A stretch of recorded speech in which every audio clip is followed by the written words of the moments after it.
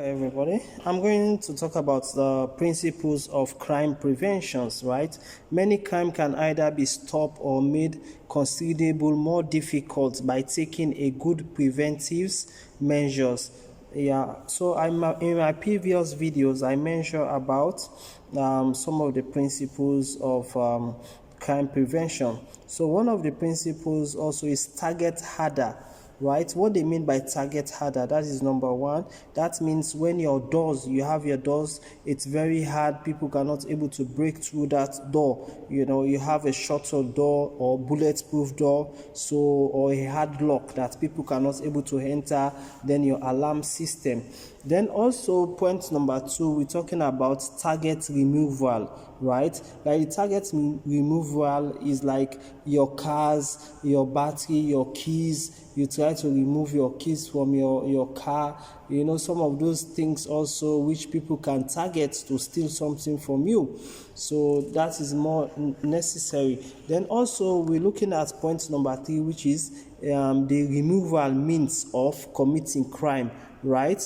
Like the removal means of committing crime is that these previous techniques are aimed at reducing the risks directly associated with the target. That is, remove the means to commit crime, like at a problem from different point of view.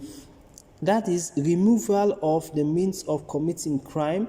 Make sure that material capable of being used to help an offender or a criminal commit a crime is not accessible to your house. So anything that that is accessible to your house, like those dustbin, those trash can that someone can able to stand on top to enter inside your house, you to try to eliminate them from your windows or area wherein someone can stand on top, like your dustbin can able to enter your house. So that one, we call it, you need to remove the means to commit crime, right? That is point number three. Then point number four, you have to reduce payoff. What they mean by reduce payoff in this context, right? It means that reducing payoff means reducing the gain for the criminal if a crime is committed.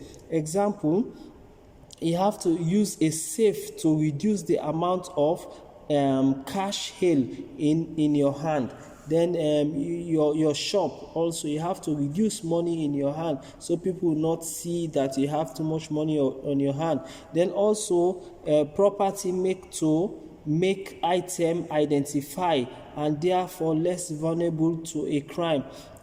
So that simply means that your office place or your business place, you should not expose money, you should not expose things that are valid, which can attract a criminals. Then we're talking about point number five in the principle, that is access control. Access control means restriction of access to your site or building or business place or site or a building. You have to check any people that are coming inside. So that simply means in access control, you have to, any person that is coming to your shop or to come to your business place or your office, they have to verify or identify themselves, or that this is the reason why they are entering. Example, like the door lock, and make sure that they knock your door or what. Then also identification card. If it's an office place, they have a thumbprint that someone will use to his thumb to have access to the door. Then you have access card also. Then you have entry phone,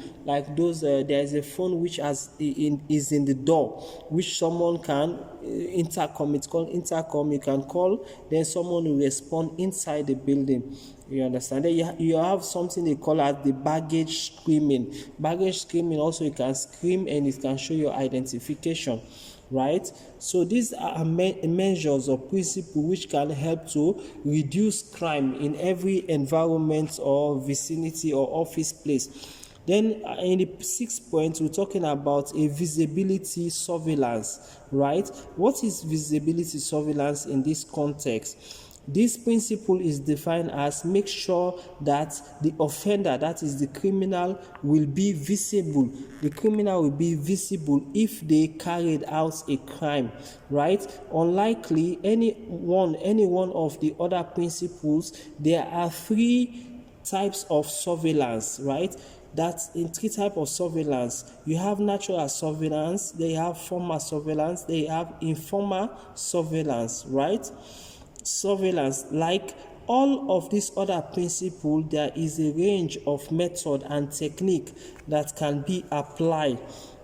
Right, when we're talking about natural surveillance in this context, it involves the modification or modifying the existing surrounding to increasing the visibility. It can also include like removal of scumberries, then also improve the installing light in your outside your building to improve the light system. Then also by changing the height of the fence, that is increasing the height of your fence. This also can prevent criminal from entering your premises. Then also you place a playground, right? This playground simply means that if someone wants to access your building, he might use the playground area. So by using that playground area, it can become visible, right? Then also we're talking about formal surveillance. What is formal surveillance in this context, in principle of crime prevention? You use this technology and specialist staffs who are employed or tasked to detect or identify actual potential offender or criminals. Then formal surveillance method include, like you have to deploy like the police or security staffs, or also a store detectives. In case like you have a store which you are running a business, detectives are there to monitor maybe someone steals or what, or for those kind of things. They have the alarm system also under formal surveillance. They also have the caretaker tax, which the security can also take care. Then also you have the closed circuit television system. Closed circuit television is called CCTV. So this is it's called formal surveillance. It's in the building wherein this CCTV can able to see whatever things that is going on. So this is also a principle of reducing crime and is a prevention measures. Then we're talking about informal or employee surveillance, which is the third. This involves like the resident or employee or the community being encouraged to be vigilante or knowing what to do when they see a potential risk. This simply means that in the informal or direct employee surveillance, like if in every community people come together that in case of anything happen, we all come together and fight, we come all together and catch this or solve this potential risks. You understand? So the community or group of people working together, that is called informal or employee surveillance, right? So that is a potential problem. The procedure should be put in place to tell individual or staff what to do if they see any suspicious or problem, So also this informal also means in certain organization, if there is a fire or how they can use the evacuation process. So that one also can help in informal surveillance. Then we're talking about the 7 points here. 7 points here in the principle is talking about environmental design.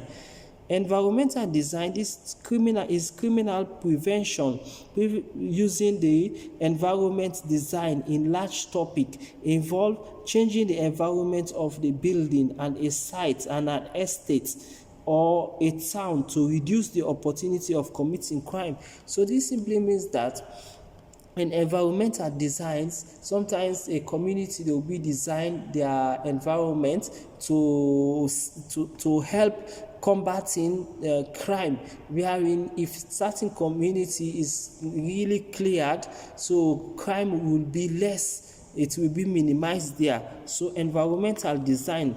Then we're talking about the in this environmental design also, this emphasis is on putting a range of preventive measures in place at the plan stage. That is in the plan, when they make the plan, is wherein they will put this mechanism that here should be clear, here should be passage. So whenever someone is coming from the exit points, they will be able to see, it will be visible. So the environmental design also can be used in the existence or environment in a new development, right? It can also include the whole range of features, such as the visibility surveillance, that is number one. Then targeting harder, that is the doors of your gates and your buildings, right? Then also street and pathway layout, how they make the streets, how the design of the streets can expose any crime at a faster rate. You can see what is going on. Then the light system of this vicinity also can help to track down criminal or to reduce criminal activities, because everywhere is bright. Then crime prevention can also be built into a house development at the plan stage, you know. Then we're talking about like estate, how we can protect estates. In protecting estates, all doors and windows should have a good quality lock, right? A good quality lock.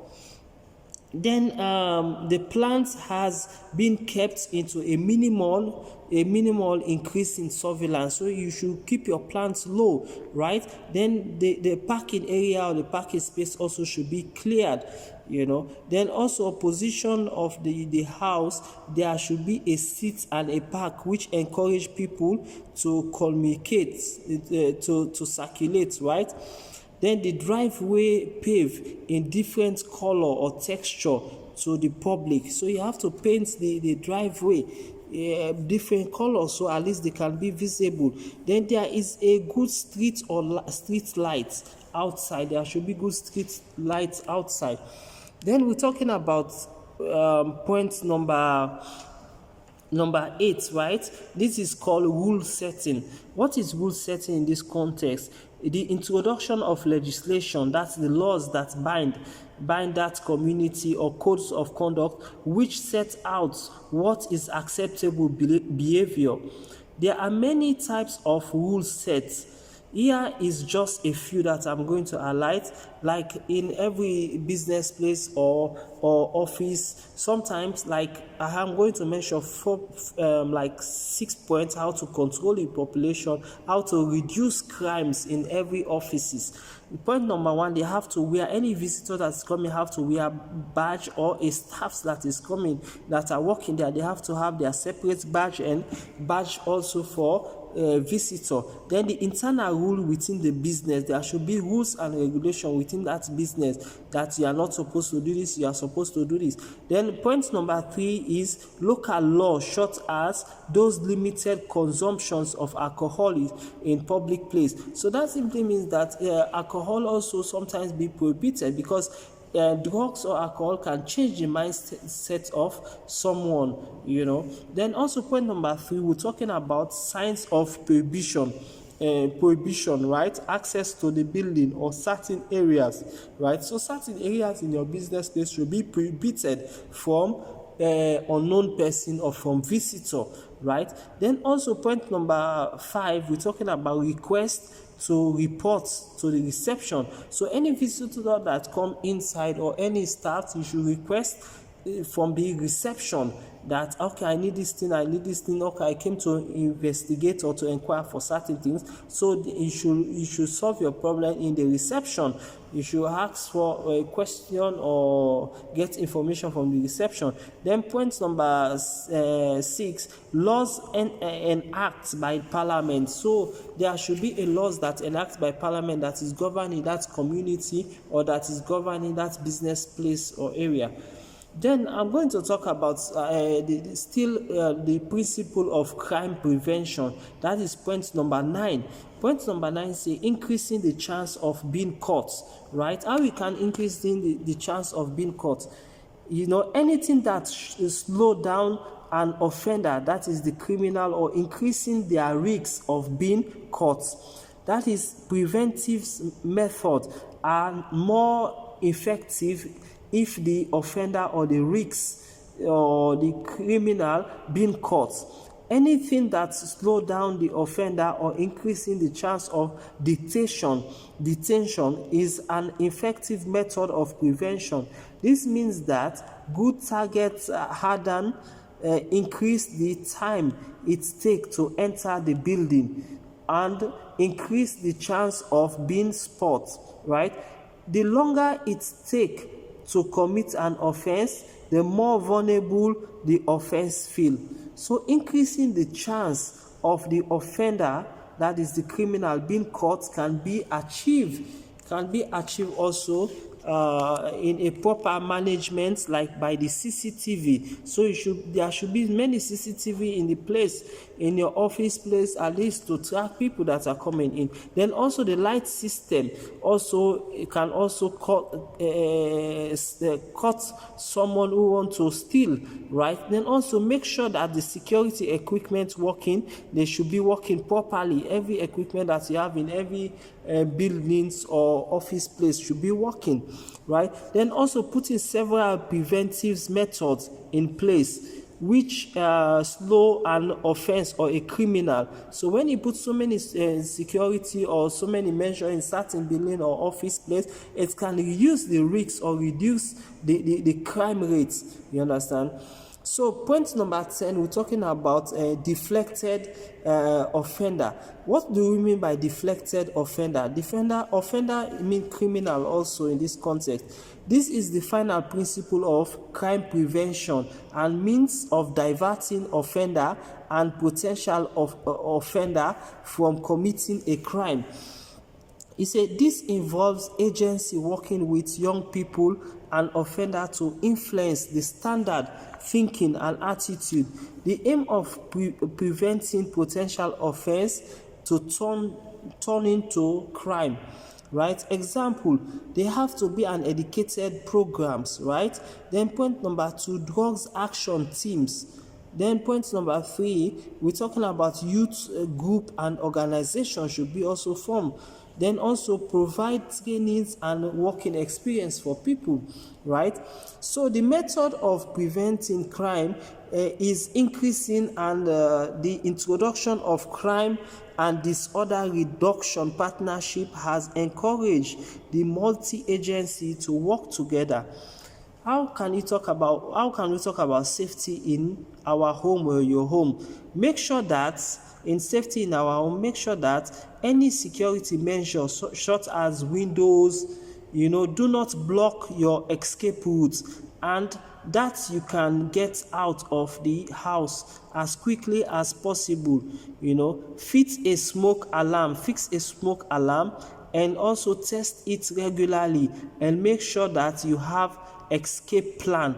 And also everyone should know this way in case of any emergency. So I basically have highlighted the principle of crime preventions.